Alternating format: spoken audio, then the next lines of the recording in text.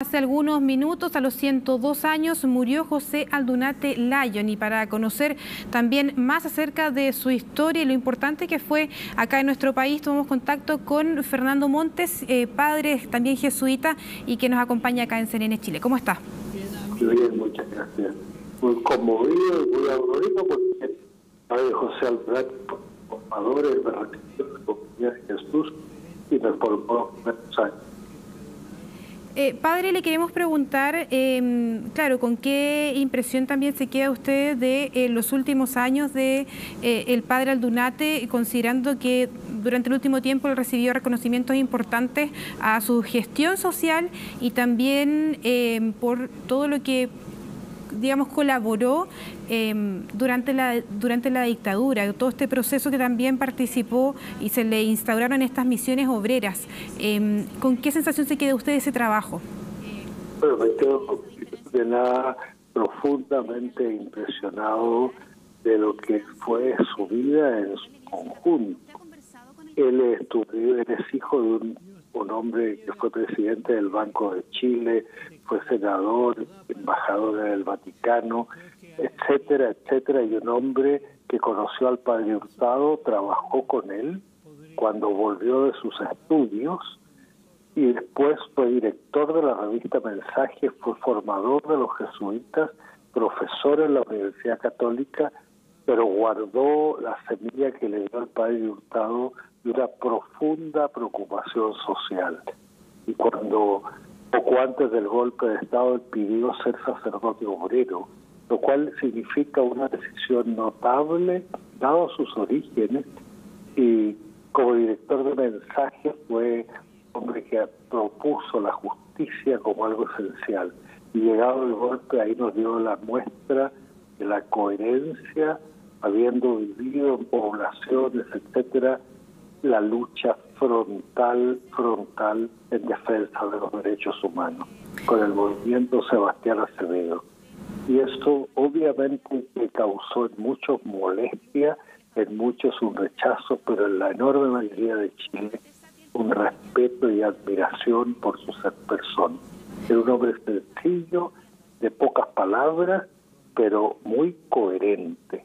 Y por eso se le dio el premio el reconocimiento nacional por su defensa de los derechos humanos.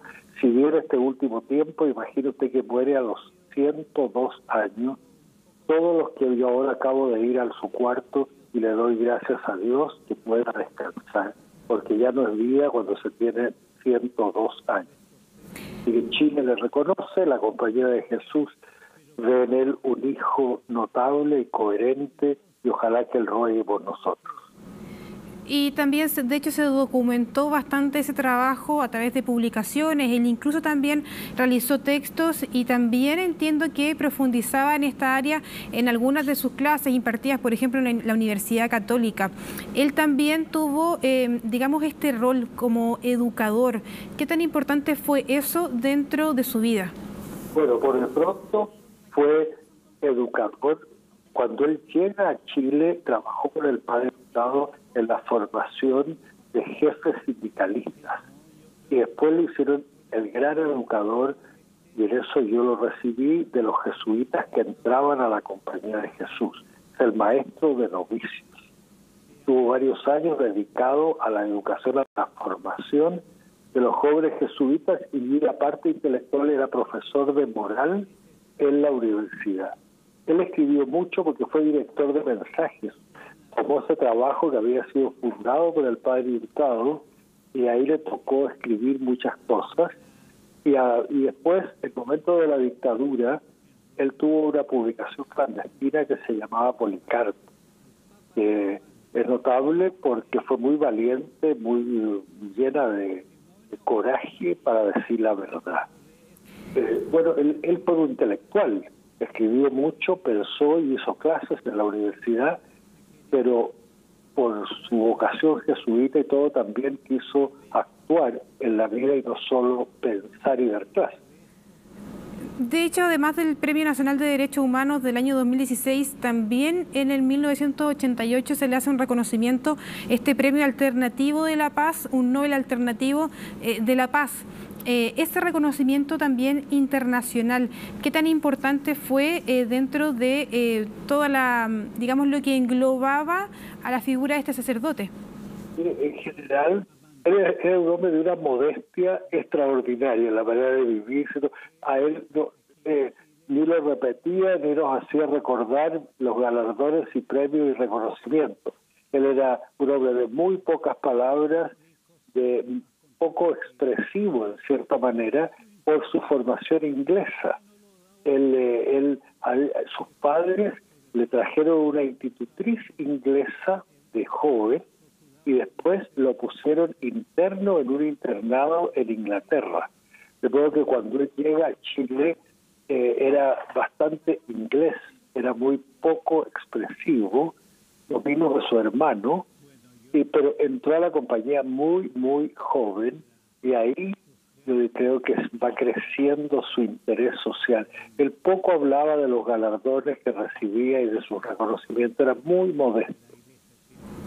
Ahora también, de hecho, la entrevista que tenemos acá de fondo en las imágenes que estamos revisando, él tenía también intención de comentar incluso algunas situaciones que podían ser incómodas para la Iglesia, cuando justamente Sati también denuncia a estos sacerdotes al Vaticano y él, claro, no tiene problema con hablar con respecto a las mismas críticas que se le formulan a los sacerdotes. ¿Él también fue un crítico de la manera de cómo funcionaba la Iglesia al interior? Pues, el padre, a mí lo que más me llamó la atención en el último tiempo era su libertad interior. Vale decir, si había algo malo en la Iglesia, él no tenía ningún inconveniente de decirlo sin ninguna agresividad, pero a la vez era capaz de marchar contracorriente. Si había algo bueno en la Iglesia, lo hacía ver, cosa que a veces hoy día muchos ni se atreven, o cuando había actos violentos, de gente que estaba muy de acuerdo con él se oponía, porque era un hombre profundamente pacifista. El movimiento Sebastián Acevedo era una reacción no violenta ante una violencia institucionalizada. Y en ese sentido a mí siempre me llamó la atención de que yo no lo podía encasillar a él. Él no era un hombre encasillado de izquierda ni de derecha, donde había injusticia, era capaz de decirlo, del lado que fuera, y quedara molesto quien quedara, pero lo decía sin violencia y sin agresividad. De modo que él criticaba a la Iglesia, pero defendía a la Iglesia también. Eso es lo bonito, yo lo encontraba de una libertad interior inmensa, cosa que hoy día pocos tienen eso, porque uno como que tiene que hablar a la moda, caer bien, no puede decir cosas políticamente incorrectas. Él las decía claramente porque era un hombre libre. Ahora también, de hecho, durante sus últimos años formó parte del Consejo del Instituto Nacional de Derechos Humanos. ¿Qué tan importante es durante sus últimos años poder integrar este consejo? También, no sé si como un reconocimiento a todo lo que él había hecho, pero también fortaleciendo ese rol social que él justamente también demostraba. Ahora, él era una figura de los derechos humanos, pero obviamente ya en los últimos años su participación estaba archilimitada. Él tenía un problema desde muy chico en la vista, prácticamente no veía. Físicamente era capaz hasta hace muy pocos años de salir a trotar, etcétera, pero prácticamente no veía y al final escuchaba muy poco. O sea, pocos consejos podía dar, pero él era un consejo viviente. Era entonces parte también de lo que fueron sus últimos años. Entendemos que, según de hecho información publicada por el mismo Instituto Nacional de Derechos Humanos, que él estaba ubicado en una residencia jesuita en Santiago, bastante sencilla también y acompañado solamente por algunos de sus más cercanos. Ese último proceso, ¿cómo lo vivió? A ver, es que nosotros los jesuitas tenemos en la antigua casa del colegio, al lado de la iglesia de San Ignacio, es una casa donde hay también una enfermería.